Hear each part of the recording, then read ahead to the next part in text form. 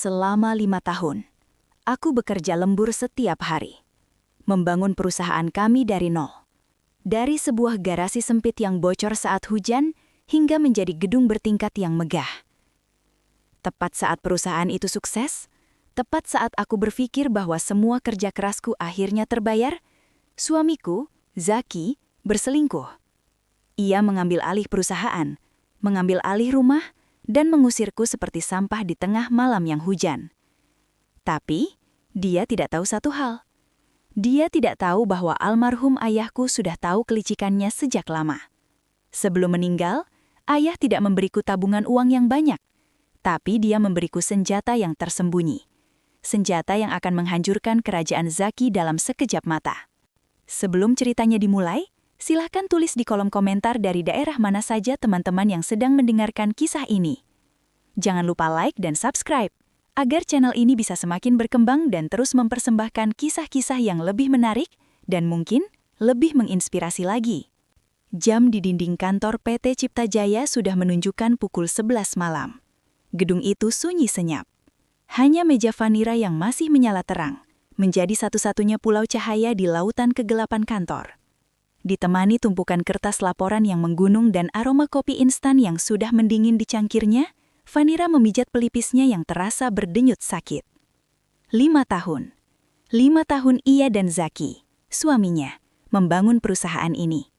Dimulai dari mimpi-mimpi besar di kamar kos sempit, lalu pindah ke garasi pinjaman kerabat yang panas. Kini, Cipta Jaya menempati 3 lantai ruko modern di kawasan bisnis paling elit di kota. Vanira tersenyum tipis, mengingat perjuangan mereka. Pernikahan mereka dimulai dengan cinta dan mimpi yang sama besarnya. Zaki adalah pria karismatik dengan visi besar. Ia yang pandai bicara, yang hebat dalam mencari koneksi, melobi pejabat dan meyakinkan investor dengan senyumnya yang menawan. Sementara Vanira, ia adalah pondasinya. Ialah yang memastikan mimpi besar itu punya kaki untuk berpijak. Di 2 tahun pertama, saat Zaki fokus merancang konsep bisnis dan membangun jaringan, Vanira bekerja 3 kali lebih keras. Pagi hingga sore, ia bekerja penuh waktu sebagai staf administrasi di perusahaan lain. Gaji pokoknya utuh ia serahkan pada Zaki untuk biaya operasional Cipta Jaya. Sore hari, ia bergegas pulang bukan untuk istirahat, tapi untuk mengajar les privat matematika bagi anak-anak SMA di komplek mereka. Uang les itu ia gunakan untuk membayar cicilan motor agar mobilitas Zaki mencari klien lancar. Malam harinya, setelah Zaki tidur pulas karena lelah berpikir, Vanira masih terjaga di depan laptop bututnya, mengelola toko online kecil-kecilan yang menjual pakaian. Keuntungannya ia tabung sedikit demi sedikit untuk dana darurat perusahaan. Vanira tidak pernah mengeluh. Baginya, melihat Zaki senyum puas saat berhasil menutup satu proyek adalah bayaran yang sepadan. Ia rela memakai baju yang itu-itu saja selama bertahun-tahun. Ia rela menahan lapar dan hanya makan mie instan di akhir bulan. Ia bahkan rela menunda keinginannya memiliki anak. Semua demi Cipta Jaya. Semua demi masa depan mereka bersama. Zaki selalu berkata dengan manis, "Sabarlah sayang, nanti kalau kita sudah sukses, kamu akan jadi ratu. Kamu tidak perlu bekerja lagi. Cukup nikmati hasilnya. Aku akan memanjakanmu." Vanira percaya pada janji itu, sepenuh hatinya.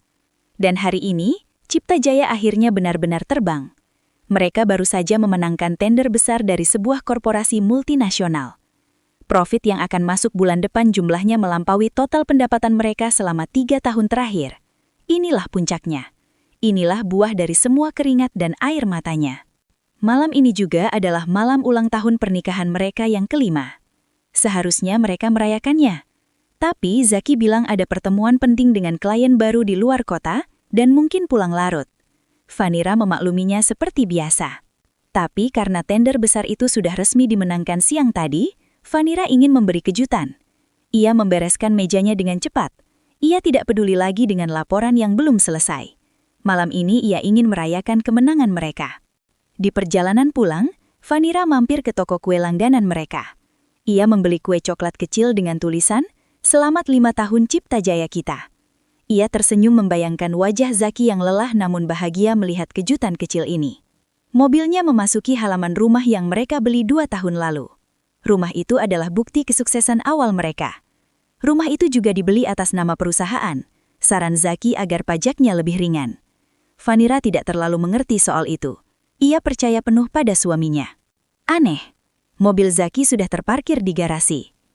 Vanira mengerutkan kening. Bukankah Zaki bilang ada pertemuan di luar kota?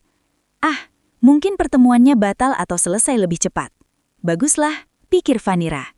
Kejutan ini akan semakin sempurna. Ia melangkah pelan masuk ke dalam rumah.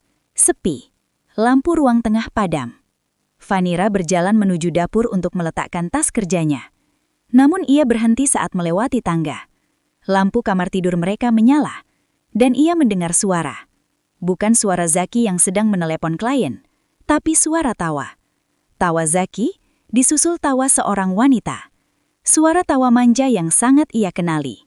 Laras, sekretaris baru Zaki yang baru bekerja 3 bulan. Wanita muda, cantik, modis, dan selalu wangi. Jantung Vanira berdebar kencang.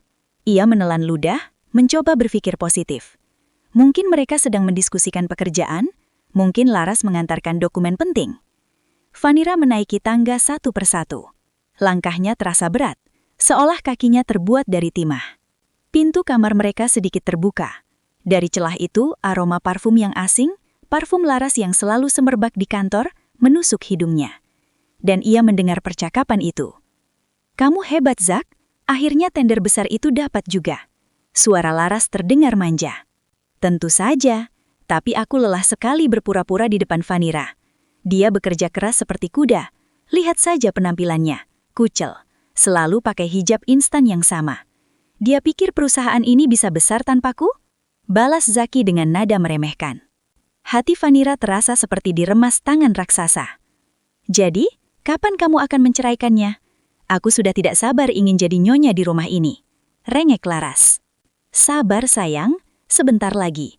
Semua sudah aku siapkan. Dia itu bodoh sekali. Dia bekerja keras mengumpulkan uang agar kita bisa menikmati semua ini. Kita hanya perlu menunggu waktu yang tepat."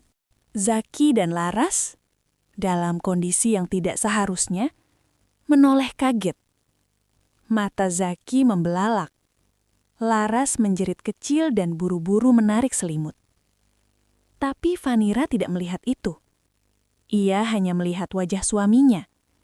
Pria yang ia korbankan segalanya untuknya, sedang menatapnya tanpa rasa bersalah sedikit pun.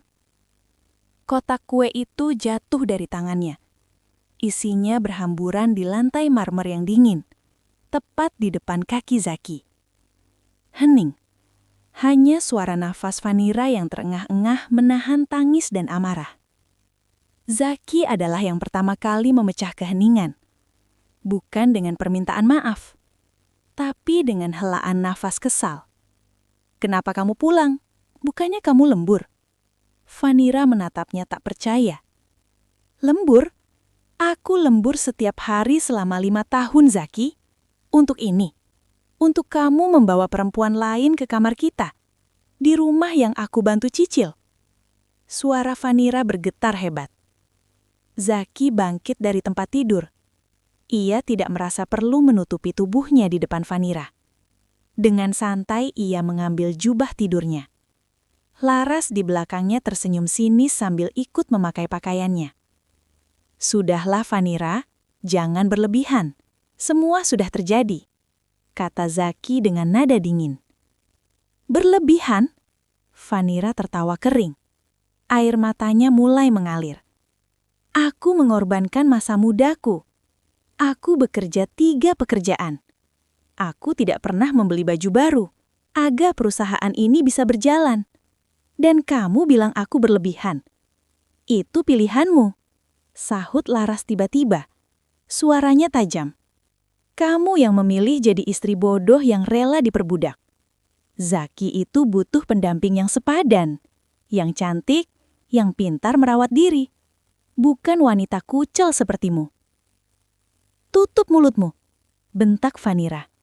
Ia maju selangkah hendak menampar Laras. Tapi Zaki menahannya dengan kasar. Zaki mencengkram lengan Vanira begitu erat, hingga Vanira meringis kesakitan. "Jangan sentuh dia, Vanira," desis Zaki. "Dia benar. Aku sudah muak denganmu." Vanira tertegun. Pria yang dulu selalu memeluknya hangat saat ia kelelahan, kini menatapnya dengan kebencian murni. "Apa salahku, Zak?" lirihnya. Zaki melepaskan cengkramannya dan berjalan ke meja kerjanya di sudut kamar. Ia membuka laci, mengeluarkan sebuah map coklat dan melemparnya ke tempat tidur di depan Vanira. "Kita cerai." Dua kata itu menghantam Vanira lebih keras daripada pemandangan perselingkuhan tadi. "Cerai? Aku sudah mengurus semuanya. Itu suratnya. Kamu tinggal tanda tangan," kata Zaki seolah sedang membicarakan kontrak kerja biasa. Vanira menggeleng. "Tidak, aku tidak mau. Cipta Jaya. Perusahaan itu milik kita berdua. Kita membangunnya bersama." Zaki tertawa. Tawa yang paling menakutkan yang pernah Vanira dengar. "Perusahaan itu? Kamu yakin itu milik kita?" Zaki mengambil map lain dari laci yang sama. Ia membukanya dan menunjukkan selembar kertas. "Bacalah, terutama bagian yang ini." Vanira membacanya dengan pandangan kabur oleh air mata. Itu adalah akta pendirian perusahaan. Tapi ada lembar tambahan. Surat pelepasan hak saham. Di sana tertulis jelas bahwa Vanira setuju melepaskan seluruh kepemilikan sahamnya dan memberikannya kepada Zaki. Dan di bagian bawah ada tanda tangannya. Vanira syok. Ia tidak mengingat pernah menandatangani ini. "Kapan?" "Kamu tidak ingat?" Zaki tersenyum licik. 3 tahun lalu, saat kita sedang mengurus perizinan baru, aku selipkan dokumen ini di antara tumpukan dokumen pajak yang harus kamu tandatangani malam itu. Kamu sedang kelelahan, seperti biasa. Kamu bahkan tidak membacanya. Kamu percaya penuh padaku." Jantung Vanira serasa berhenti berdetak. Pengkhianatan ini jauh lebih dalam. Zaki sudah merencanakan ini selama 3 tahun. Zaki membiarkannya bekerja seperti budak untuk perusahaan yang secara hukum bukan lagi miliknya. Jadi, Cipta Jaya 100% milikmu. Tepat sekali. Dan rumah ini, Zaki merentangkan tangannya. Dibeli atas nama Cipta Jaya. Jadi ini rumahku, bukan rumahmu lagi. Laras berjalan mendekati Vanira. Ia menatap Vanira dari atas ke bawah dengan tatapan menghina. "Sudah dengar kan? Sekarang ambil tasmu dan pergi dari sini. Pengemis, pergi." Vanira menatap Zaki mencari sedikit saja sisa belas kasihan di mata suaminya. Tidak ada. Yang ada hanya tatapan dingin dan tidak sabar. "Pergi, Vanira. Bawa barang-barangmu yang tidak berguna itu. Aku tidak mau melihat wajahmu lagi," usir Zaki. "Tapi ini sudah tengah malam. Aku mau kemana?" "Itu bukan urusanku lagi," kata Zaki sambil mendorong Vanira keluar dari kamar. Vanira terhuyung. Ia didorong menuruni tangga oleh Zaki. Laras mengikutinya, sambil membawa tas kerja Vanira yang tergeletak di dapur, lalu melemparnya ke lantai teras. "Cepat keluar!" Hujan deras tiba-tiba turun, seolah langit ikut menangisi nasibnya. Zaki mendorong Vanira keluar dari pintu utama, tanpa alas kaki, hanya dengan baju kerja yang ia pakai sejak pagi. "Zaki, jangan lakukan ini!" teriak Vanira sambil mengedor pintu. Pintu itu tertutup rapat. Lampu teras dimatikan. Vanira ditinggalkan sendirian dalam kegelapan, dan hujan yang mengguyur. Vanira terkulai di teras rumahnya. Rumah yang ia impikan. Rumah yang ia bangun dengan darah dan keringat. Kini ia diusir seperti binatang. Hancur. Semuanya hancur. Pernikahannya, perusahaannya, hidupnya. Vanira menangis sejadi-jadinya di bawah hujan. Ia tidak tahu harus berbuat apa. Ia tidak punya siapa-siapa lagi. Orang tuanya sudah lama meninggal. Ia tidak punya uang.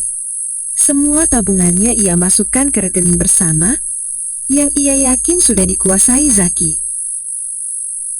Setelah 1 jam menangis dalam kehampaan, Vanira bangkit. Tubuhnya basah kuyup dan menggigil. Ia mengambil tas kerjanya. Ia harus pergi. Ia berjalan tanpa tujuan di tengah hujan lebat. Kakinya lecet karena tidak memakai alas kaki. Ia akhirnya sampai di sebuah halte bus yang sepi. Ia duduk di bangku besi yang dingin. Kosong. Hanya ada dia dan rasa sakit yang tak terperi. Ia membuka tas kerjanya, mencari apakah ada sesuatu yang tersisa. Dompetnya ada, tapi isinya hanya kartu identitas dan beberapa lembar uang 5 ribuan. Tidak cukup bahkan untuk menyewa kamar kos murah. Vanira merogoh lagi lebih dalam ke kompartemen tasnya yang jarang ia buka. Ia merasakan sebuah benda kecil berbentuk buku. Ia menariknya keluar. Sebuah buku tabungan bank yang sudah kusam dan berwarna biru pudar. Itu adalah buku tabungan atas namanya. Rekening yang dibuka oleh almarhum ayahnya saat ia masih kecil. Ayahnya hanya seorang manajer menengah di sebuah perusahaan BUMN, tapi ia sangat menyayangi Vanira. Sebelum meninggal 10 tahun lalu, ayahnya memberikan buku ini padanya. "Vanira," kata ayahnya waktu itu, "ini rekeningmu. Ayah sudah isikan sedikit. Jangan dipakai kalau tidak benar-benar terdesak. Anggap ini jimat keberuntungan dariku." Vanira membukanya. Terakhir kali ia memeriksanya mungkin 7 atau 8 tahun lalu.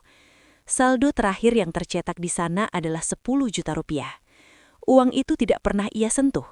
Ia melupakannya. 10 juta. Di titik ini, uang itu adalah segalanya.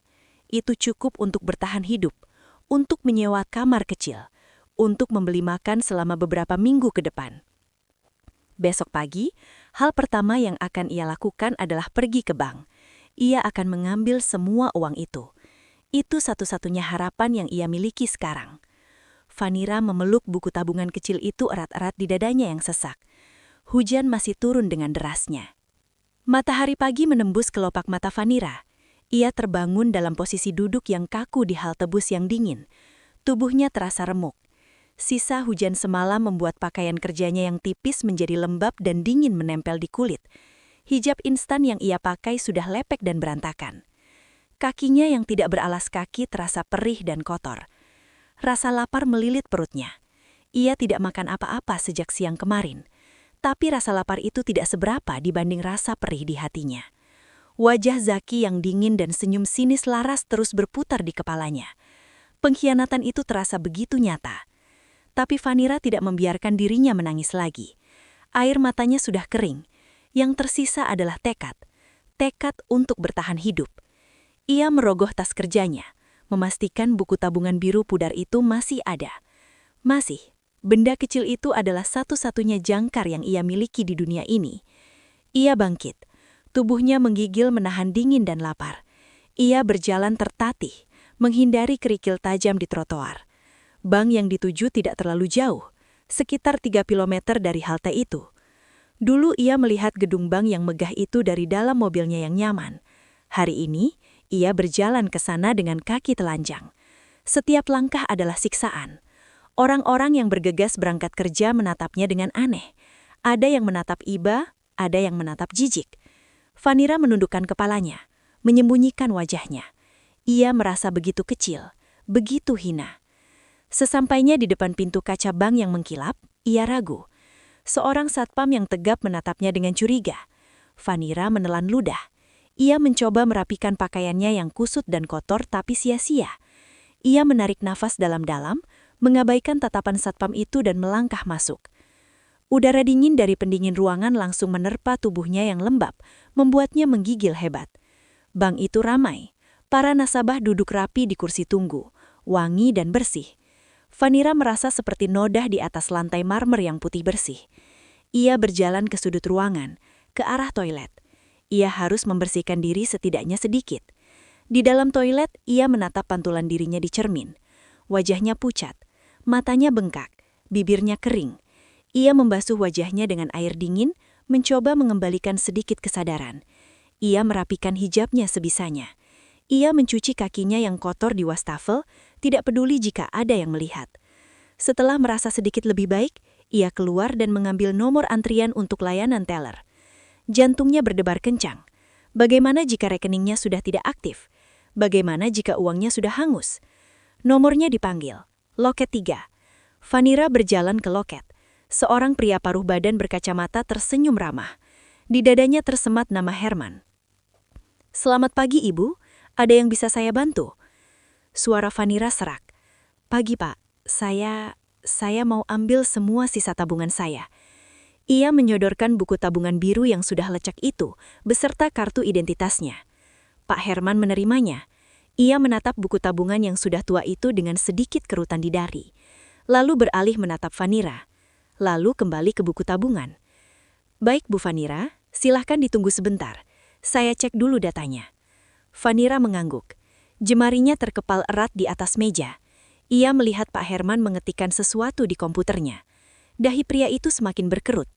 Pak Herman mengetik lagi kali ini dengan lebih lambat, seolah sedang memverifikasi setiap angka. Lalu ia menatap layarnya dengan mata terbelalak. "Ada masalah, Pak?" tanya Vanira cemas. "Uangnya masih ada kan? 10 juta rupiah?" Pak Herman tidak langsung menjawab.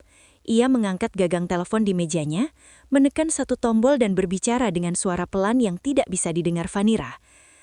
"Pak, bisa ke loket 3. Ada nasabah prioritas. Segera." Nasabah prioritas? Vanira bingung. Apa maksudnya? Tak lama seorang pria yang tampak seperti kepala cabang bank datang tergopoh-gopoh. Pak Herman menunjuk ke layar komputernya. Kepala cabang itu membungkuk melihat dan wajahnya langsung berubah pucat. Ia lalu menatap Vanira dengan tatapan yang sulit diartikan. Campuran antara kaget, hormat, dan tidak percaya. "Bu Vanira?" tanya kepala cabang dengan suara yang dibuat seramah mungkin, meskipun sedikit gemetar. Iya, Pak," jawab Vanira semakin takut. "Mari, Bu, silahkan ikut saya ke ruangan saya. Kita bicarakan di dalam. Herman, kamu juga ikut." Vanira ditarik keluar dari antrian. Nasabah lain menatapnya dengan penasaran.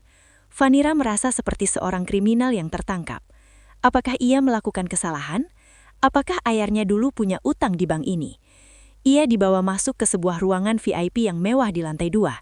Jauh berbeda dengan ruang tunggu di bawah. Sofa kulit yang empuk, meja kayu yang kokoh dan aroma kopi yang harum. "Silahkan duduk, Bu Vanira. Mau minum apa? Teh hangat? Kopi?" tawar kepala cabang. "Air putih saja, Pak. Sebenarnya ada apa ini? Apa saya tidak bisa mengambil uang saya?" tanya Vanira langsung ke intinya. Kepala cabang duduk di depannya, sementara Pak Herman berdiri di sampingnya memegang tablet. "Bukan begitu, Bu. Kami hanya kaget. Rekening ini sudah sangat lama tidak ada transaksi penarikan. Kami harus melakukan verifikasi." Pak Herman menyodorkan tablet itu ke kepala cabang yang kemudian menggesernya ke depan Vanira. Layar itu menunjukkan detail rekeningnya. "Bu Vanira," kata Pak Herman dengan suara bergetar, "Anda tadi bilang mau mengambil 10 juta rupiah." "Iya, Pak. Semua sisa tabungan saya." Pak Herman menelan ludah. Ia menunjuk deretan angka di layar tablet. "Maaf, Bu. Saya harus konfirmasi. Maksud Anda 10 juta dolar Amerika?" Vanira menatap deretan angka itu. Ada banyak sekali angka 0, dan di depannya ada simbol USD. Dunia ini berhenti berputar untuk kedua kalinya dalam 12 jam. "Tidak," bisik Vanira. "Tidak mungkin. Itu pasti salah. Ayah saya hanya manajer biasa. 10 juta rupiah, Pak. Bukan dolar." Pak Herman menggeleng pelan. "Datanya sangat jelas, Bu. Saldo Anda saat ini bukan 10 juta rupiah.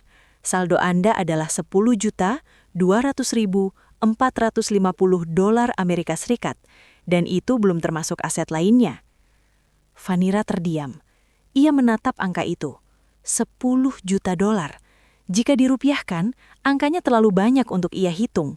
Kepalanya pusing. Ia merasa akan pingsan. Vanira mencengkram erat lengan sofa.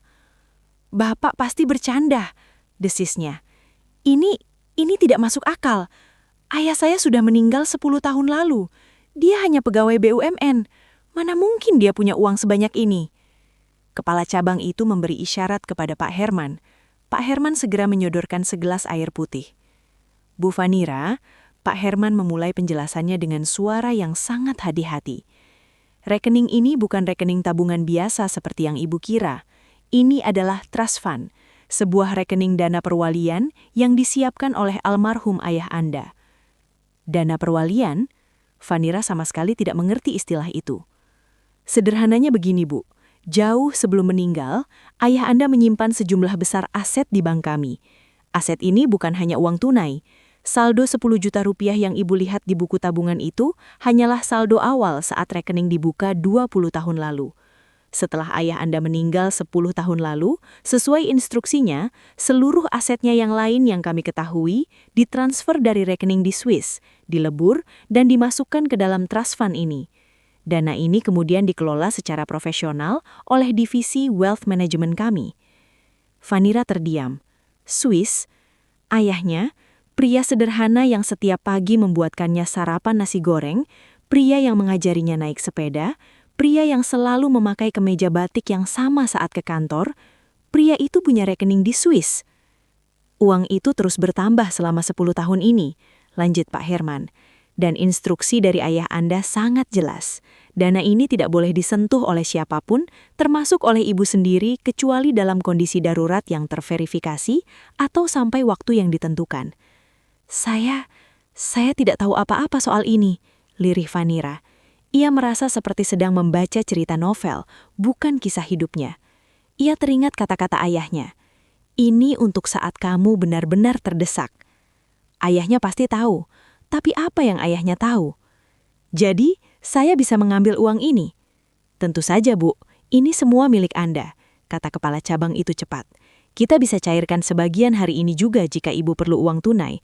Kita juga bisa buatkan kartu debit dan kredit premium atas nama Ibu sekarang juga. Uang. Tiba-tiba ia punya begitu banyak uang. Ia bisa membeli puluhan rumah seperti yang dirampas Zaki. Ia bisa membeli ratusan mobil. Tapi bukan itu yang ada di pikiran Fanira. Yang ada di pikirannya adalah, mengapa? Mengapa ayahnya melakukan semua ini? Mengapa ia merahasiakannya? Tunggu, kata Pak Herman lagi. Wajahnya kembali serius. Ada satu hal lagi, Bu. Ini mungkin yang paling penting. Fanira menatapnya. Jantungnya kembali berdebar. Selain instruksi pengelolaan dana, ada satu instruksi otomatis yang sangat spesifik. Instruksi ini baru aktif tepat 2 tahun yang lalu. 2 tahun? Fanira langsung menghitung. Itu adalah saat Cipta Jaya mulai meroket, saat Zaki bilang mereka mendapatkan mitra pemasok bahan baku yang luar biasa murah, saat Zaki mulai sering lembur dan sedikit berubah jadi lebih dingin. Instruksi apa itu, Pak? Tanya Fanira. Ayah Anda menginstruksikan bank bahwa tepat di tanggal itu, 2 tahun lalu, bank harus mulai menggunakan sebagian besar dana di rekening ini untuk membeli saham secara agresif, dan hanya di satu perusahaan. Firasat Fanira mulai tidak enak. Ayah Anda memerintahkan kami untuk membeli sebanyak mungkin saham dari sebuah perusahaan. Perusahaan ini perusahaan distributor tertutup.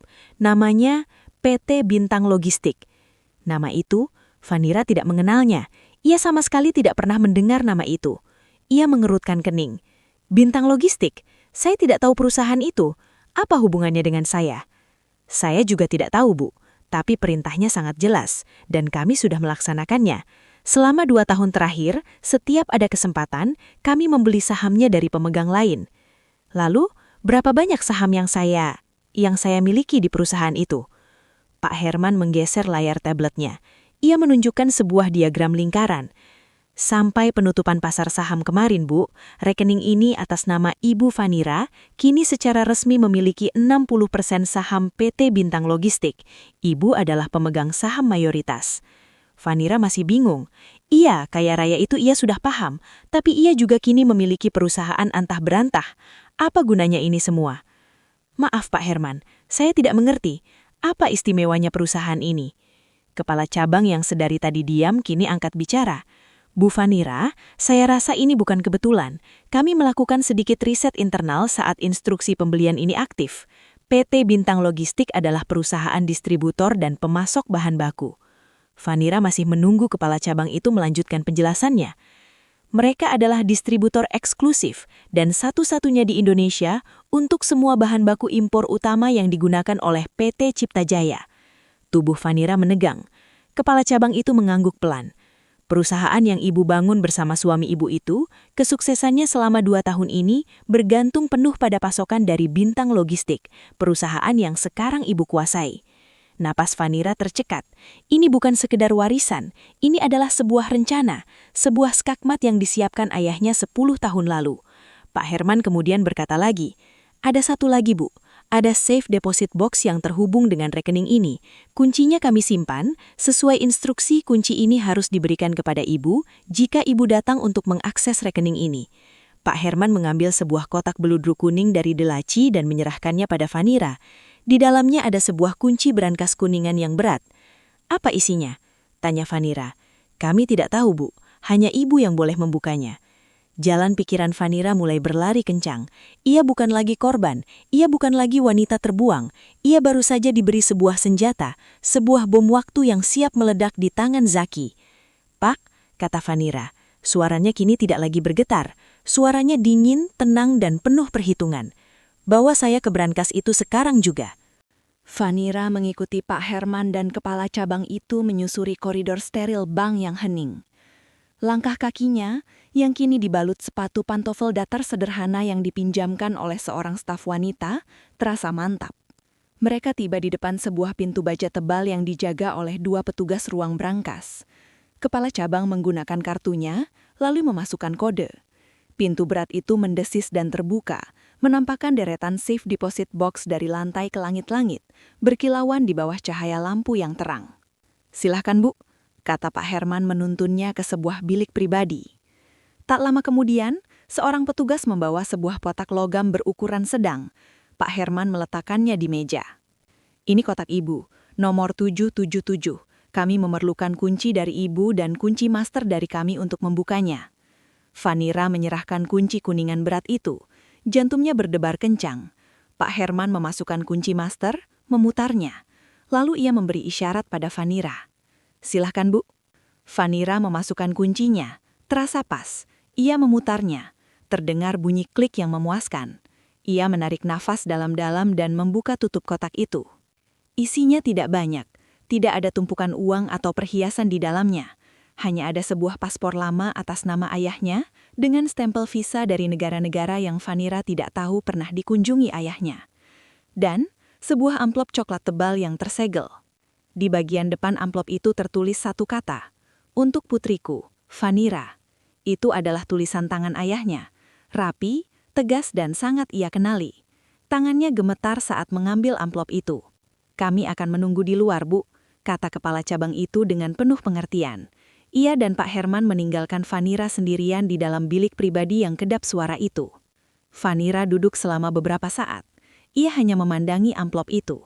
10 tahun ayahnya pergi, dan hari ini ayahnya terasa hadir kembali. Ia merobek segelnya dengan hati-hati. Di dalamnya ada beberapa lembar kertas yang diketik rapi. Ia mulai membaca. "Vanira, putriku tersayang. Jika kamu membaca surat ini, itu berarti 2 hal. Pertama, ayah sudah lama pergi. Kedua, kamu berada dalam masalah besar, sebesar yang ayah takutkan akan terjadi padamu." Air mata mulai menggenang di pelupuk mata Vanira. "Ayah harus minta maaf padamu, Nak. Ayah membohongimu seumur hidupmu. Ayah bukan sekedar manajer biasa. Dulu, jauh sebelum kamu lahir, kakekmu mewariskan sebuah perusahaan investasi kecil di Eropa. Ayah mengembangkannya diam-diam. Ayah punya cukup uang untuk membuat kita hidup seperti raja, tapi ayah memilih untuk tidak. Ayah ingin kamu tumbuh normal. Ayah ingin kamu belajar bekerja keras, menghargai uang, dan menjadi wanita yang mandiri. Ayah tidak mau kamu tumbuh manja. Maafkan keegoisan ayah." Vanira terisak pelan. Jadi kesederhanaan mereka selama ini adalah sebuah pilihan, sebuah sandiwara. Lalu Vanira melanjutkan membaca. "Kamu membawa Zaki pulang. Ayah langsung mengenalinya. Namanya, wajahnya, dia adalah putra dari Reksa, kolega bisnis ayah di masa lalu. Kamu tidak tahu ini, tapi keluarga Zaki adalah keluarga yang tamak. Ayah Reksa adalah pria yang menghalalkan segala cara untuk mendapatkan apa yang dia mau. Dia pernah menipu ayah dalam sebuah proyek besar di awal karir ayah. Ayah tahu watak mereka. Buah tidak akan jatuh jauh dari pohonnya. Saat ayah melihat cara Zaki memandangmu, ayah tidak melihat cinta. Ayah melihat seorang predator yang menemukan mangsa empuk. Dia melihatmu, putriku yang baik hati, pekerja keras, polos dan terlalu percaya. Kamu adalah alat yang sempurna untuknya. Kamu punya etos kerja, dan kamu punya ayah yang dia kira hanya manajer biasa sehingga tidak akan bisa melindungimu. Ayah ingin sekali melarangmu, Vanira. Ayah ingin berteriak padamu bahwa dia pria jahat. Tapi ayah tahu hatimu. Kamu sedang jatuh cinta. Jika ayah melarangmu, kamu hanya akan semakin dekat padanya dan menjauh dari ayah. Kamu akan mengira ayah adalah orang tua kolot yang menghalangi kebahagiaanmu. Jadi, ayah memilih jalan yang lain. Ayah diam. Ayah berpura-pura menyukainya di pesta pernikahanmu. Tapi di hari yang sama saat kamu menikah, ayah mulai membangun rencanaku. Ayah menyiapkan trust fund ini. Ayah mengalihkan semua aset ayah ke dalamnya. Dan ayah mulai mencari jantung dari rencana bisnis yang sering Zaki bicarakan padamu. Ayah tahu dia ambisius, dia pasti ingin membangun perusahaan. Dan benar saja, Zaki ingin masuk ke bisnis manufaktur. Ayah tahu bisnis itu bergantung pada bahan baku. Ayah menggunakan koneksi ayah di luar negeri dan menghabiskan banyak uang untuk mengakuisisi sebuah perusahaan distributor kecil, PT Bintang Logistik. Ayah menjadikannya pemegang lisensi tunggal untuk bahan baku vital yang pasti akan Zaki butuhkan. Ayah sengaja menyembunyikan perusahaan ini, membuatnya tampak seperti perusahaan kecil yang tidak signifikan. Lalu ayah menunggu. Saat perusahaan kalian, Cipta Jaya, mulai berdiri, ayah menginstruksikan Bintang Logistik untuk memberi kalian harga termurah. Sangat murah. Itulah keajaiban yang membuat perusahaan kalian meroket 2 tahun lalu. Zaki merasa dia hebat. Dia merasa dia jenius, padahal dia hanya sedang ayah beri makan.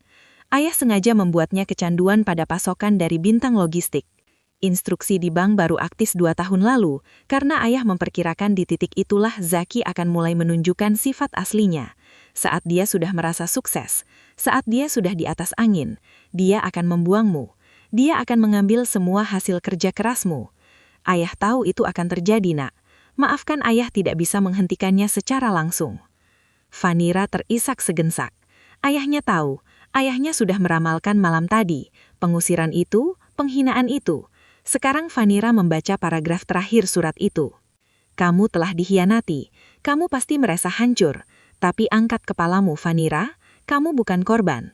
Ayah tidak membesarkanmu untuk jadi korban. Zaki mengambil perusahaan yang dia bangun dengan keringatmu. Dia mengambil Cipta Jaya. Tapi dia tidak tahu bahwa Cipta Jaya hanyalah tubuh. Dia tidak bisa hidup tanpa jantung. Bintang Logistik adalah jantungnya. Dan sekarang, kamu memegang jantung itu di tanganmu. Gunakan ini, nak. Gunakan semua yang ayah tinggalkan. Uang, kuasa, dan perusahaan itu. Ambil kembali apa yang menjadi hakmu. Buat dia membayar setiap tetes air matamu. Ayah mungkin tidak bisa mendampingimu, tapi ayah sudah memberimu pedangnya. Sekarang, pergi. Dan berjuanglah, ayah selalu bangga padamu. Surat itu selesai. Vanira terdiam lama, air matanya berhenti mengalir. Yang tersisa adalah api kemarahan yang dingin dan terfokus. Ia melipat surat itu dengan rapi. Ia mengambil paspor ayahnya. Ia memasukkan kembali semuanya ke dalam brankas. Ia keluar dari bilik itu. Pak Herman dan kepala cabang menatapnya dengan cemas. Wajah Vanira yang mereka lihat sekarang bukanlah wajah wanita bingung yang tadi masuk. Wajahnya tenang, dingin dan matanya memancarkan ketegasan yang menakutkan. Pak, kata Vanira kepada kepala cabang. Suaranya tidak lagi serak, suaranya mantap. Saya butuh beberapa hal. Pertama, cairkan $100.000 ke rekening baru saya. Saya butuh uang tunai dan kartu debit premium sekarang. Kedua, saya mau tim pengacara terbaik yang bank ini miliki. Saya mau mereka menemui saya dalam 1 jam. Ketiga, saya mau laporan lengkap PT Bintang Logistik dan semua kontraknya dengan PT Cipta Jaya ada di meja saya sebelum makan siang. Kepala cabang itu tertengung sejenak, lalu mengangguk cepat. Baik Bu Vanira, segera kami siapkan. Ada lagi? Vanira menatap pantulan dirinya di kaca. Pakaiannya masih kotor dan kusut. Dan tolong, katanya, panggilkan manajer butik terbaik di kota ini. Suruh dia menemui saya di kamar hotel terbaik yang bisa Anda pesankan. saya harus membeli beberapa pakaian baru. 1 minggu berlalu. Bagi Zaki dan Laras, itu adalah minggu terindah dalam hidup mereka. Vanira lenyap begitu saja. Zaki sudah menduga wanita itu akan terlalu malu untuk muncul.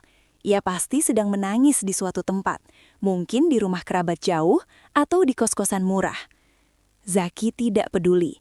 Ia sudah memblokir nomor Vanira dan memerintahkan Satpam Cipta Jaya untuk tidak mengizinkan Vanira masuk ke area gedung dengan alasan apapun. Cipta Jaya kini sepenuhnya miliknya. Dan Laras, dengan status barunya sebagai calon Nyonya Zaki, langsung mengambil alih. Ia pindah ke rumah Zaki, membuang semua barang peninggalan Vanira. Ia memesan mobil sport baru dengan uang perusahaan. Ia bahkan sudah mulai merombak total ruang kerja Zaki, mengganti semua perabotan sederhana pilihan Vanira dengan meja marmer impor dan kursi kulit yang mewah. Hari ini adalah puncaknya. Zaki mengadakan rapat Dewan Direksi Darurat. Agenda utamanya adalah mengumumkan status perceraiannya dan secara resmi mengangkat Laras sebagai Direktur Keuangan yang baru, menggantikan posisi Vanira yang selama ini bekerja tanpa jabatan resmi. Pukul 10 pagi, ruang rapat utama Cipta Jaya sudah terisi. Beberapa manajer senior yang dulu direkrut oleh Vanira tampak tidak nyaman. Mereka tahu seberapa keras Vanira bekerja. Tapi Zaki adalah pemilik perusahaan. Mereka tidak bisa berbuat apa-apa. Zaki duduk di kursi utama di ujung meja. Ia tersenyum lebar, memancarkan aura kemenangan. Laras duduk di samping kanannya, memakai gaun merah menyala yang mencolok, sibuk memainkan pena mahalnya. Selamat pagi semuanya. Zaki membuka rapat dengan suara lantang. Terima kasih sudah hadir dalam pemberitahuan mendadak ini. Saya punya beberapa pengumuman penting yang akan menentukan masa depan cerah Cipta Jaya. Para manajer hanya diam menunggu. Seperti yang mungkin sudah kalian dengar, hubungan saya dan Vanira sudah berakhir. Kami resmi bercerai. Ia mengatakannya dengan enteng, seolah sedang mengumumkan pergantian vendor kopi. Dan untuk mengisi kekosongan manajemen, saya dengan bangga mempersembahkan. Tepat saat Zaki hendak menyebut nama Laras, pintu ruang rapat yang terbuat dari kayu jati solid itu terbuka. Semua orang menoleh. 2 orang pria berjas hitam mahal dan berwajah serius masuk terlebih dahulu, seperti pengawal. Di belakang mereka, terdengar bunyi ketukan sepatu hak tinggi yang teratur di lantai marmer. Tak, tak, tak. Lalu, ia masuk. Seluruh ruangan terdiam, nafas Zaki tertahan di tenggorokannya. Laras yang sedang mengagumi kukunya mendongak dan matanya membelalak. Itu Vanira. Tapi itu bukan Vanira yang mereka kenal. Bukan Vanira dengan hijab instan yang kucel, kemeja longgar dan wajah lelah tanpa riasan. Wanita yang berdiri di ambang pintu itu adalah sosok yang sama sekali berbeda. Ia mengenakan setelan celana palazzo berwarna putih gading yang dijahit sempurna, dipadukan dengan blus sutra zamrud yang berwarna. Hijabnya ditata rapi dan elegan, terbuat dari bahan shifon yewah yang serasi dengan blusnya. Wajahnya dirias tipis namun profesional, menonjolkan matanya yang kini menatap tajam dan dingin. Ia tidak lagi terlihat seperti korban, ia terlihat seperti seorang ratu. Vanira? Zaki adalah yang pertama bersuara. Nadanya kaget bercampur marah. Beraninya kamu ke sini? Satpam, siapa yang mengizinkan dia masuk? Vanira senyum tipis, senyum yang tidak sampai ke matanya. Ia berjalan santai memasuki ruangan, diampit oleh 2 pria berjas tadi yang ternyata adalah pengacara senior dari salah satu firma hukum terbesar di negeri itu. Selamat pagi, Zaki.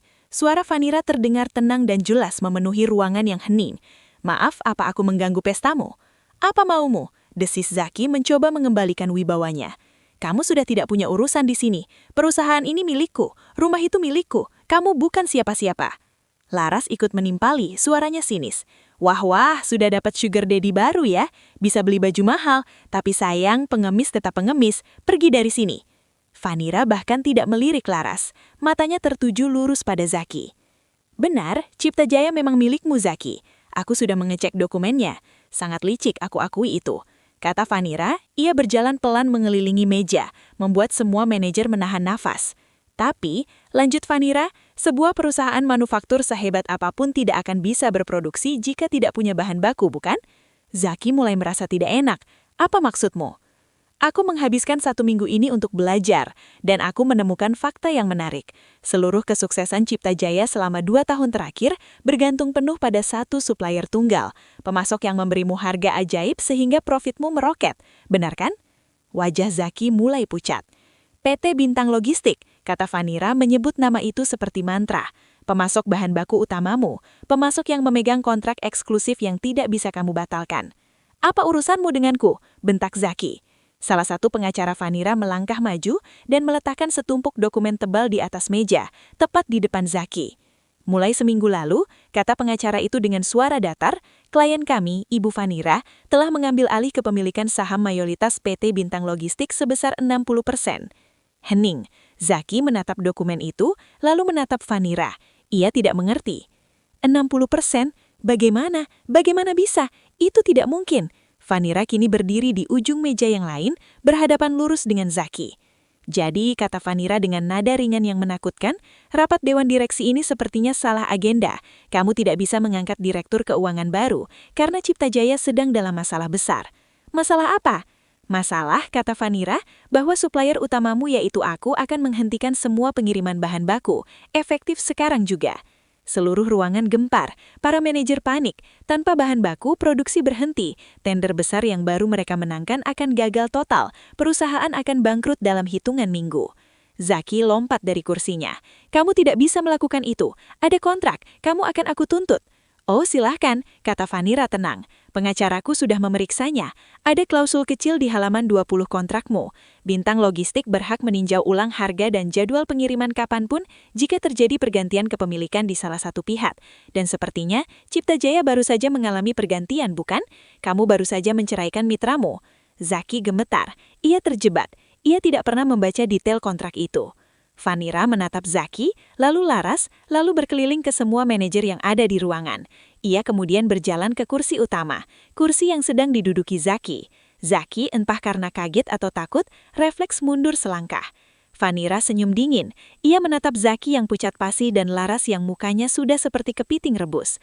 Maaf, kata Vanira suaranya menggelegar. Saya rasa agenda rapat hari ini harus diubah. Kita tidak akan membahas pengangkatan Nos Laras. Ia meletakkan tas tangannya yang baru di atas meja. Kita akan membahas bagaimana kalian semua akan memohon padaku agar perusahaan ini tidak bangkrut. Jadi, Zaki, silahkan duduk. Vanira menunjuk kursi lain yang ada di samping. Sebagai pemilik saham mayoritas dari supplier utama kalian, saya rasa sayalah yang akan memimpin rapat ini. Ruangan rapat itu terasa kehabisan oksigen. Zaki menatap Vanira, lalu ke tumpukan dokumen, lalu kembali ke Vanira. Wajahnya yang tadi pucat, kini memerah karena amarah. Kamu mengancamku, geramnya. Kamu pikir aku bodoh? Aku akan cari supplier lain. Aku akan batalkan kontrak dengan Bintang Logistik. Laras yang otaknya tidak secepat Zaki dalam urusan bisnis, ikut menimpali. Benar, kamu pikir kamu siapa? Zaki bisa dapat 100 supplier yang lebih baik dari perusahaanmu. Vanira tersenyum tipis. Ia melirik ke pengacara di sebelahnya. Pengacara itu, seorang pria paruh baya bernama Pak Darmawan, angkat bicara. Suaranya tenang, namun mematikan. Tuan Zaki, saya sarankan Anda membaca kontrak Anda lebih teliti. Kontrak yang Anda tanda tangani dengan PT Bintang Logistik 5 tahun lalu dan diperbaharui 2 tahun lalu adalah kontrak lisensi eksklusif. Apa maksudnya? Tanya Zaki. Suaranya mulai goyah. Artinya, lanjut Pak Darmawan, bahan baku utama tipe 77B yang menjadi komponen inti produksi PT Cipta Jaya, lisensi impor dan distribusinya untuk seluruh wilayah Indonesia hanya dipegang oleh PT Bintang Logistik. Tidak ada, saya ulangi, tidak ada perusahaan lain di negara ini yang boleh mengimpor atau menjualnya secara legal. Anda tidak bisa mencari supplier lain. Zaki terdiam. Ia menoleh ke kepala bagian produksinya, Pak Danang, yang duduk di ujung meja. Danang, apa itu benar? Pak Danang, pria berkeringat itu menelan ludah. Ia tidak berani menatap Zaki. Ia hanya bisa mengangguk pelan. Benar, Pak. Formula itu sangat spesifik. Seluruh mesin pabrik kita diatur khusus untuk mengolah bahan tipe 77B. Jika kita ganti bahan baku, Kita harus mengganti seluruh lini produksi. Itu butuh biaya triliunan dan waktu minimal 1 tahun. Skakmat. Semua orang di ruangan itu kini paham. Cipta Jaya tidak bisa beroperasi tanpa bintang logistik. Zaki telah membangun kerajaannya di atas pondasi yang dimiliki orang lain. Dan orang itu adalah wanita yang baru saja ia campakan. Zaki gemetar. Keringat dingin mulai membanjiri kemeja mahalnya. Ia melihat tender besar yang baru ia menangkan. Proyek itu punya tenggat waktu 3 bulan. Tanpa bahan baku, ia tidak hanya kehilangan profit, ia akan dituntut miliaran rupiah karena gagal memenuhi kontrak. Ia bangkrut. Sikap arogannya langsung luntur. Ia menatap Vanira dengan pandangan yang berbeda. Ini bukan lagi istrinya yang kucel, ini adalah lawannya. Vanira, katanya, suaranya kini melunak, mencoba jalur negosiasi. Oke, aku mengerti. Kamu menang, kamu pintar. Aku minta maaf sudah menyakitimu. Laras membelak. Zaki, apa yang kamu lakukan? Kenapa kamu minta maaf padanya? Zaki mengabaikan Laras. Ia fokus pada Vanira. Vanira, jangan hancurkan perusahaan kita. Ini juga hasil kerjamu kan? Kamu tidak mau melihat ini semua hancur kan? Baiklah, apa maumu? Kamu mau uang? Aku berikan. Kamu mau setengah asetku? Ambil rumah itu. Ambil mobil. Tapi tolong, jangan hentikan pasokan bahan bakunya. Vanira tertawa kecil, tawa yang dingin dan tanpa humor. Perusahaan kita. Kamu lucu, Zaki. Bukankah kamu bilang di kamar tidurmu di depan selingkuhanmu bahwa aku bodoh, bahwa aku bekerja seperti kuda agar kalian bisa menikmati hasilnya? Bukankah kamu sudah pastikan secara hukum bahwa perusahaan ini 100% milikmu? Vanira melangkah mendekati meja yang meletakkan kedua telapak tangannya di atas permukaan kayu yang dingin. Kamu benar, ini perusahaanmu, bukan perusahaanku. Aku tidak punya sentimen apa-apa lagi pada Cipta Jaya. Wajah Zaki kembali pucat pasi. Lalu, apa maumu? Aku. Vanira tersenyum. Aku hanya pebisnis, dan sebagai pemilik bintang logistik, aku kesini untuk menagih utang. Utang? Apa maksudmu? Cipta Jaya tidak punya utang. Laporan keuangan kita bersih. Kita selalu bayar semua tagihan tepat waktu. Ia menoleh ke Laras yang ia jadikan direktur keuangan dadakan. Laras mengangguk panik. Benar, pembayaran kita lancar?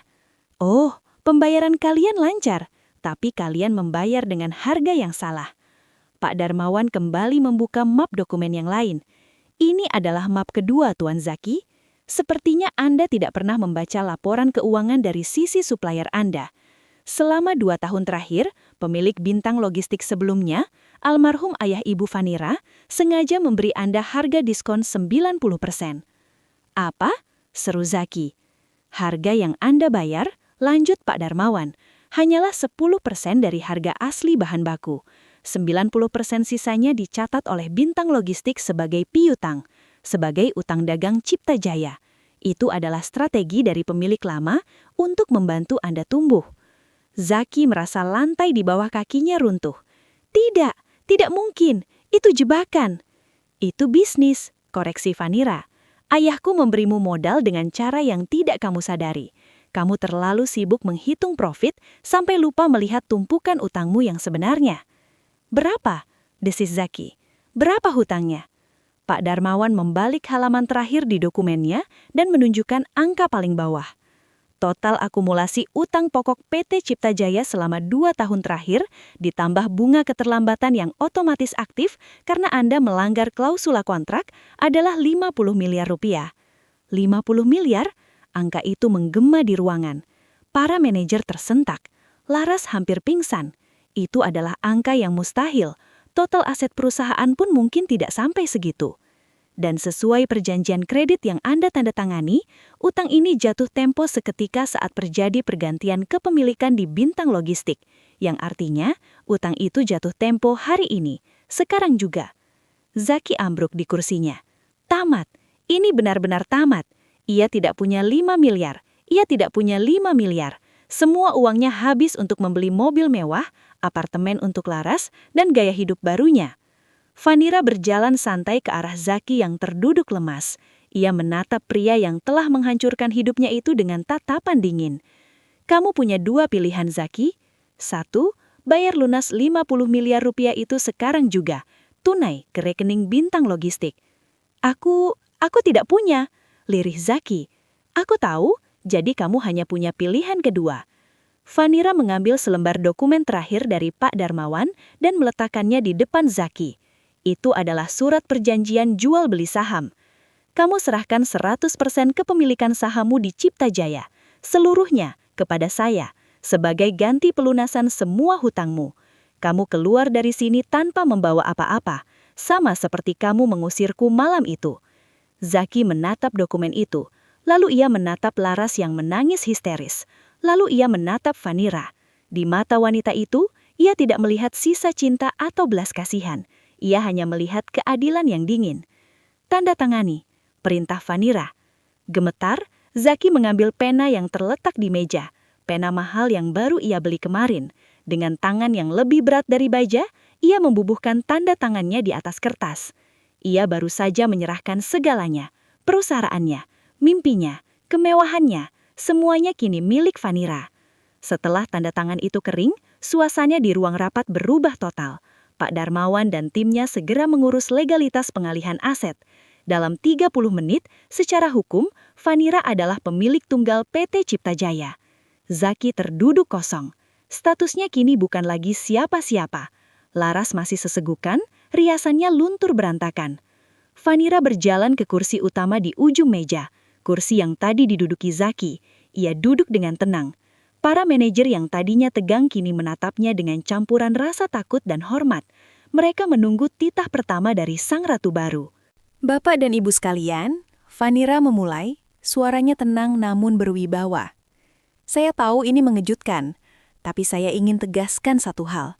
Saya tidak punya masalah dengan Cipta Jaya. Saya ikut membangun perusahaan ini. Saya tahu potensi kita. Ia menatap satu persatu para manajer. Saya tahu siapa di antara kalian yang bekerja tulus dan siapa yang hanya penjilat. Mulai hari ini, Cipta Jaya akan saya rombak total. Bagi yang ingin tetap bekerja dengan jujur dan profesional, pekerjaan Anda aman. Saya bahkan akan menaikkan gaji kalian. Ada helaan napas lega di ruangan itu. Namun, lanjut Vanira, saya benci pencuri, saya benci pengkhianat, dan saya benci orang yang menyalahgunakan percayaan. Tatapan Vanira gini beralih dan mengunci Zaki dan Laras. Keduanya tersentak. Kalian berdua, kata Vanira, jangan bergerak dari kursi kalian.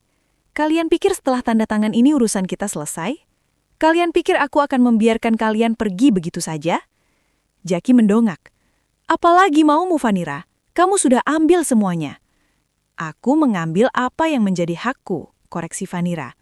Tapi aku belum menghitung apa yang kalian curi dariku. Vanira menoleh ke pintu masuk. Pintu kembali terbuka. Kali ini bukan pengacara yang masuk, melainkan 3 orang berpakaian serius dengan kemeja putih dan membawa tas laptop besar. Mereka adalah tim audit forensik independen yang sudah disiapkan Vanira sejak 3 hari lalu. Perintah pertama saya sebagai pemilik baru, kata Vanira kepada seluruh ruangan, adalah audit forensik total atas semua pengeluaran perusahaan selama 2 tahun terakhir, terutama yang melibatkan Tuan Zaki dan Nona Laras. Wajah Laras yang sudah pucat kini berubah menjadi seputih kertas. Zaki mencengkram erat lengan kursinya. Ini lebih buruk dari perkiraannya. Satpam, panggil Vanira. 2 orang satpam yang sudah menunggu di luar segera masuk. Tolong jaga Tuan Zaki dan Nona Laras. Pastikan mereka tetap di ruangan ini. Jangan biarkan mereka menyentuh ponsel atau komputer mereka. Tim audit, silahkan mulai bekerja. Saya mau semua laptop dan berkas di ruangan Zaki dan Laras disita sekarang juga. Tim audit bergerak cepat. Mereka langsung mengambil laptop Zaki dan Laras yang ada di meja. Zaki mencoba melawan, tapi satpam menahannya. Anda tidak berhak, teriak Zaki. Saya pemilik perusahaan ini. Saya berhak, balas Vanira dingin. Audit ini akan dilakukan secara terbuka. Di sini, di depan semua manajer, agar mereka tahu pemimpin macam apa yang mereka miliki sebelumnya. Ini adalah penghinaan publik. Audit yang seharusnya rahasia, kini dibuka di depan bawahan mereka. Selama 4 jam berikutnya, ruang rapat itu berubah menjadi ruang penyiksaan psikologis bagi Zaki dan Laras. Tim audit menghubungkan laptop Zaki dan Laras ke proyektor besar. Satu persatu, borok mereka dikuliti. Pertama, rekening Laras. Ditemukan pembelian sebuah mobil sport mewah seharga 2 miliar rupiah. Tanggal pembeliannya 3 hari setelah Vanira diusir. Sumber dana, rekening operasional Cipta Jaya. Status kepemilikan, nama pribadi Laras. Para manajer ternganga. Kedua, pengeluaran Jaki. Ditemukan puluhan tagihan perjalanan bisnis ke Bali, Singapura, dan Hong Kong. Tapi anehnya selalu ada 2 tiket first class. Auditor melacak nama penumpang kedua, selalu atas nama Laras. Mereka tidak pernah bertemu klien. Mereka liburan mewah memakai uang perusahaan. Ketiga, renovasi rumah. Ditemukan tagihan 500 juta rupiah untuk perombakan interior rumah yang sama tempat Vanira diusir. Dibayar oleh Cipta Jaya, padahal rumah itu kini secara de facto dipakai Jaki untuk kepentingan pribadi. Dan yang paling parah, tim audit menemukan serangkaian transfer besar ke sebuah perusahaan konsultan bernama Laras Jaya Gemilang. Totalnya mencapai 3 miliar rupiah selama 6 bulan terakhir untuk jasa konsultasi branding. Tim audit dengan cepat mengecek profil perusahaan itu. Pemiliknya Laras, perusahaan itu fiktif, alamatnya palsu. Itu adalah cara mereka menguras uang perusahaan secara sistematis. Jaki dan Laras telah menggelapkan miliaran rupiah. Setelah semua bukti terpampang di layar, ruangan menjadi hening. Para manajer menatap Jaki dan Laras dengan jijik. Mereka baru sadar selama ini mereka bekerja keras sementara pemimpin mereka berpesta pora dengan uang hasil jerih payah mereka dan Vanira. Vanira bangkit dari kursinya. Ia berjalan menghampiri Jaki. Bisik Vanira, "Kamu bilang aku bodoh. Kamu bilang aku bekerja seperti kuda agar kalian bisa menikmati ini. Kamu benar, tapi kamu lupa satu hal, Jaki. Kuda yang bekerja paling keras adalah kuda yang paling tahu di mana letak setiap rumput di ladangnya. Aku yang merancang sistem keuangan perusahaan ini dari nol. Aku tahu setiap celah yang ada." Jaki tidak bisa berkata apa-apa. Ia hancur. "Ini," kata Vanira, "bukan lagi sekedar masalah utang piutang. Ini bukan lagi masalah perceraian." Vanira kembali ke mejanya. Ia mengambil ponselnya. Ia menatap Jaki, lalu Laras yang sudah menangis tanpa suara. "Ini adalah tindak pidana. Penggelapan dana dalam jabatan. Penipuan, pencucian uang." Vanira menekan sebuah nomor. "Halo, selamat siang. Saya ingin melaporkan tindak pidana penggelapan dana perusahaan di PT Cipta Jaya. Pelakunya ada di hadapan saya sekarang." Laras menjerit histeris. "Tidak, Vanira, jangan. Aku mohon, aku kembalikan uangnya." Jaki mencoba kabur. Ia melompat dari kursinya dan berlari ke pintu. Tapi 2 satpam itu sudah sigap. Mereka membekuk Jaki dan membanting mereka ke lantai. "Tolong Vanira, ampuni aku. Jangan panggil polisi." Jaki meratap dari lantai. Egonya hancur lebur. Vanira menatap mantan suaminya yang kini bersujud di kakinya, ditahan oleh satpam. Ia menatap wanita yang telah merusak rumah tangganya yang kini histeris ketakutan. Ia tidak merasakan apa-apa. Tidak ada iba, tidak ada kasihan. Ia hanya menatap Jaki dengan dingin dan berkata, "Kamu seharusnya memikirkan itu sebelum kamu mengusirku malam itu." Polisi datang 30 menit kemudian. Jaki dan Laras diborgol di depan semua manajer. Mereka digiring keluar dari perusahaan yang mereka kira milik mereka. Saat melewati Vanira, Jaki menatapnya dengan penuh kebencian. Vanira hanya menatap balik tanpa emosi. Lalu berbalik badan, menghadap para manajernya. "Rapat kita," katanya seolah tidak terjadi apa-apa. "Kita lanjutkan. Mari kita bersihkan sampah-sampah ini dan bangun kembali perusahaan kita." 6 bulan telah berlalu sejak hari penangkapan itu. 6 bulan yang terasa seperti neraka bagi Jaki dan Laras, dan terasa seperti fajar baru bagi Vanira. Jaki menghabiskan waktunya di sel tahanan. Aset mereka, termasuk mobil sport mewah dan apartemen mewah Laras, telah dibekukan oleh kejaksaan. Mereka tidak bisa menyewa pengacara mahal yang biasa mereka gunakan. Jaki mencoba menghubungi semua koneksi bisnisnya, tapi tidak ada yang mau membantunya. Berita tentang penggelapan dana dan pengambil alihan Cipta Jaya oleh pemilik suppliernya telah menyebar seperti api. Nama Jaki hancur di dunia bisnis. Ia adalah racun. Laras di sisi lain hancur secara fisik dan mental. Tanpa perawatan salon yang mahal, tanpa pakaian mewah, ia kembali ke wujud aslinya.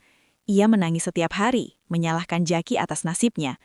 Di ruang interogasi, ia membocorkan semua yang ia tahu, mencoba menyelamatkan dirinya sendiri dengan menimpakan seluruh kesalahan pada Jaki. Ia mengaku hanya disuruh, dipaksa, dan diancam. Hari persidangan akhirnya tiba. Ruang sidang penuh sesak. Para jurnalis dari berbagai media bisnis dan kriminal berebut tempat di barisan depan.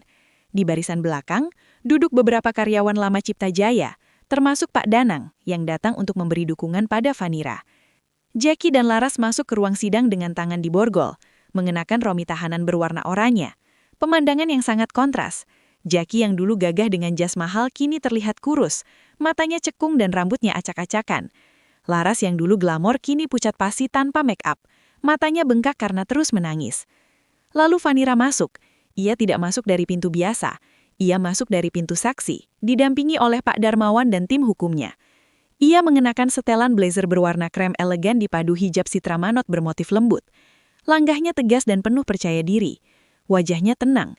Ia duduk di barisan paling depan, tepat di seberang Jackie. Tatapan mereka bertemu sejenak. Jackie buru-buru memalingkan wajah. Ia tidak sanggup.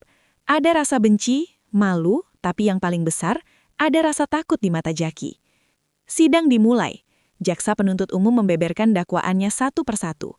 Bukti kejahatan mereka dipaparkan di depan hakim.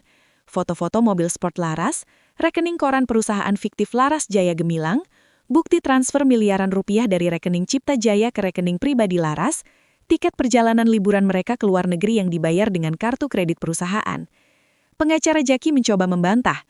Yang mulia, katanya, ini murni masalah rumah tangga. Ini adalah balas dendam seorang istri yang diceraikan. Klien saya, Tuan Jackie, adalah pendiri Cipta Jaya. Uang itu adalah uangnya sendiri. Bagaimana mungkin dia mencuri dari perusahaannya sendiri? Jaksa penuntut umum tersenyum sinis. Yang mulia, argumentasi pengacara terdakwa keliru. PT Cipta Jaya adalah badan hukum terpisah. Sekalipun Tuan Jackie adalah pemilik 100%, ia tidak bisa mengambil uang perusahaan tanpa melalui prosedur RUPS atau pembagian dividen. Apa yang ia lakukan adalah penggelapan dalam jabatan, dan itu tindak pidana. Lalu pengacara Jackie memainkan kartu terakhirnya. Klien saya dijebak.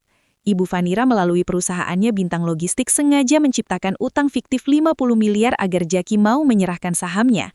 Ini perampokan, bukan penegakan hukum. Pak Darmawan yang duduk di belakang jaksa memberi isyarat. Jaksa itu mengangguk. Yang mulia, kata jaksa, masalah utang 50 miliar dan pengalihan saham adalah murni kasus perdata yang sudah selesai. Tuan Jackie secara sukarela menandatangani surat penyerahan saham untuk melunasi utang dagangnya. Itu tidak ada hubungannya dengan kasus pidana yang kita sidangkan hari ini. Jaksa itu kemudian membalikan badan. Kasus hari ini adalah tentang 3 miliar rupiah yang mereka curi melalui perusahaan fiktif. Tentang 2 miliar rupiah untuk mobil sport Nona Laras. Tentang ratusan juta untuk liburan mereka. Ini adalah pencurian uang perusahaan yang dilakukan secara sadar dan sistematis. Dan kami punya saksi. Jaksa memanggil saksi, Nona Laras. Semua orang terkejut. Laras menjadi saksi. Laras didudukan di kursi saksi. Ia gemetar hebat. Pengacaranya telah menasihatinya. Bekerja sama adalah satu-satunya cara mengurangi hukuman. Nona Laras, tanya jaksa, apakah Anda pemilik perusahaan Laras Jaya Gemilang? Laras melirik Zaki. Zaki menatapnya tajam, menganjam. Laras menunduk. Iya Pak, perusahaan itu, apakah benar menyediakan jasa konsultasi branding untuk Cipta Jaya? Saya, Laras mulai menangis. Saya tidak tahu Pak. Jangan berbohong di bawah sumpah Nona Laras. Jasa apa yang Anda berikan? Tidak ada, Pak, teriak Laras histeris. Tidak ada jasa, itu ide Zaki. Dia bilang itu cara mudah mengambil uang perusahaan agar tidak ketahuan Fabira.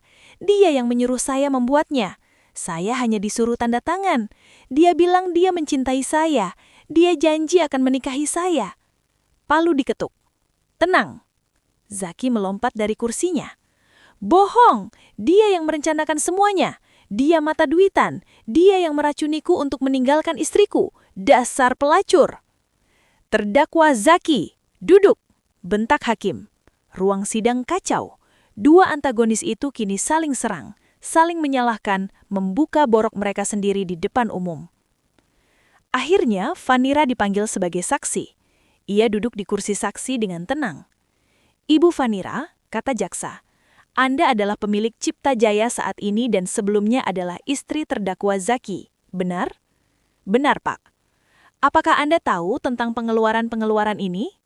Saya tidak tahu secara spesifik, kata Vanira. Saya yang merancang sistem keuangan Cipta Jaya dari nol. Tapi 2 tahun terakhir, Tuan Zaki mengambil alih penuh akses ke rekening utama. Dia bilang saya cukup fokus di operasional, biar dia yang mengurus keuangan strategis. Saya percaya padanya. Saya baru tahu skala pencurian ini setelah tim audit forensik masuk.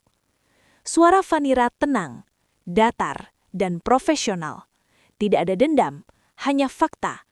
Justru ketenangan itulah yang membuat kesaksiannya semakin menusuk. Ia tidak terlihat seperti istri yang cemburu. Ia terlihat seperti seorang CEO yang dirampok oleh karyawannya sendiri. Pengacara Zaki mencoba menyerangnya. Ibu Vanira, bukankah Anda sakit hati? Anda memegang bintang logistik, Anda tahu suami Anda selingkuh, lalu Anda sengaja menjebaknya dengan utang dan audit. Ini semua balas dendam. Vanira menatap pengacara itu. Pak, jika dompet Anda dicuri, apakah Anda akan diam saja atau Anda akan lapor polisi? Saya dirampok. Saya lapor polisi. Jika pencurinya kebetulan adalah orang yang saya kenal, apakah itu salah saya? Saya hanya mengambil kembali apa yang menjadi hak saya dan menuntut apa yang mereka curi. Masalah sakit hati saya adalah urusan pribadi. 3 miliar rupiah yang hilang itu adalah urusan hukum. Pengacara itu terdiam. Ia kalah telak. Setelah sidang yang berjalan selama 8 jam, hakim akhirnya masuk ruang musyawarah. Zaki dan Laras duduk terkulai. Mereka tahu mereka sudah kalah. 1 jam kemudian, hakim kembali. Ruangan hening.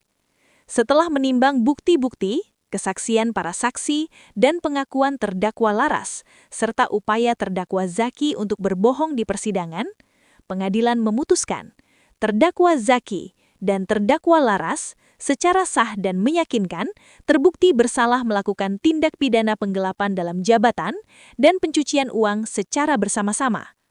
Laras mulai terisak hebat. Hakim melanjutkan, untuk perbuatan yang telah merugikan perusahaan dan para karyawan, untuk perbuatan menyalahgunakan kepercayaan, dan untuk upaya mengaburkan barang bukti. Hakim mengangkat palu tinggi-tinggi. Pengadilan menjatuhkan hukuman kepada terdakwa Zaki 15 tahun penjara dan kepada terdakwa Laras 10 tahun penjara, serta denda untuk mengembalikan seluruh kerugian negara sebesar 5 miliar rupiah.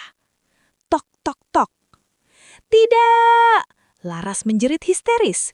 Ia mencoba berlari tapi ditangkap petugas. Zaki, ini semua karenamu. Aku membencimu. Kau hancurkan hidupku. Zaki tidak bereaksi. Ia hanya terduduk diam. Matanya kosong. Habis. 15 tahun. Hidupnya selesai. Ia menatap Vanira yang masih duduk tenang di kursinya. Ia menatap wanita yang dulu ia sebut kuda bodoh. Wanita itu kini menatapnya tanpa benci, tanpa cinta, tanpa emosi apapun. Seolah menatap orang asing. Saat Zaki dan Laras diseret keluar oleh petugas, Laras masih menjerit-jerit histeris. Vanira berdiri. Ia merapikan blusnya. Ia tidak perlu melihat akhir drama itu. Urusannya sudah selesai. Ia berbalik dan berjalan keluar dari ruang sidang, meninggalkan masa lalunya yang kelam untuk selamanya. 1 tahun kemudian, gedung yang dulu bernama Cipta Jaya kini berdiri semakin megah. Tapi namanya telah berubah. Sebuah plakat perak besar berkilauan di lobi utama, bertuliskan Adi Jaya Group. Nama yang diambil dari nama almarhum ayahnya, Adi Jaya. Vanira telah melakukan rebranding total. Ia membuang nama Cipta Jaya yang menyimpan kenangan pahit dan menggantinya dengan nama yang melambangkan warisan dan kehormatan. Suasana di dalam kantor pun berubah drastis.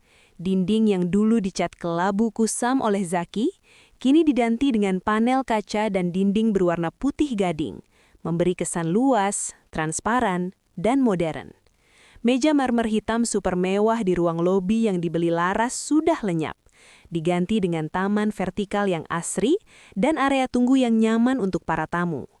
Vanira berjalan keluar dari lift pribadinya. Ia bukan lagi Vanira yang memakai hijab instan kucel. Hari ini, ia mengenakan setelan blazer berwarna krem yang elegan dipadu hijab sutra bermotif lembut. Langkahnya tegas dan penuh percaya diri. Para karyawan yang berpapasan dengannya menyapa dengan hormat sekaligus hangat. "Pagi, Bu Vanira." "Pagi," balas Vanira sambil tersenyum. Perintah pertama Vanira setelah mengambil alih perusahaan setahun lalu bukanlah memecat orang. Perintah pertamanya adalah menaikkan gaji semua karyawan operasional dan staf senior yang telah loyal seperti Pak Danang sebesar 30%. Ia juga membangun fasilitas daycare gratis di lantai dasar gedung untuk para karyawan wanita yang memiliki anak. Ia tahu betul rasanya berjuang sebagai wanita karir. Ia menghancurkan budaya penjilat yang diciptakan Zaki dan menggantinya dengan budaya meritokrasi. Vanira masuk ke ruang kerjanya. Itu adalah ruangan yang sama yang dulu dipakai Zaki, tapi isinya sudah berubah total. Meja kayu jati solid yang angkuh dan kursi kulit berharga ratusan juta peninggalan Zaki telah ia sumbangkan. Kini ruangannya diisi perabotan modern, fungsional, dan berselera tinggi.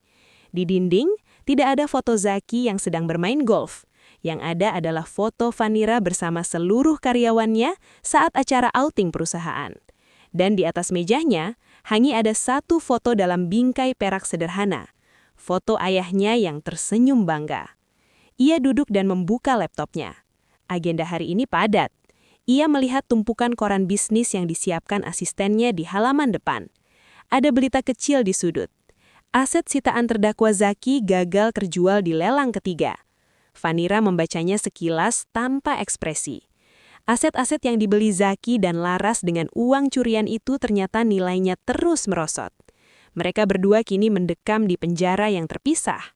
Dan kabarnya Laras mengalami depresi berat, sementara Zaki menjadi bulan-bulanan narapidana lain.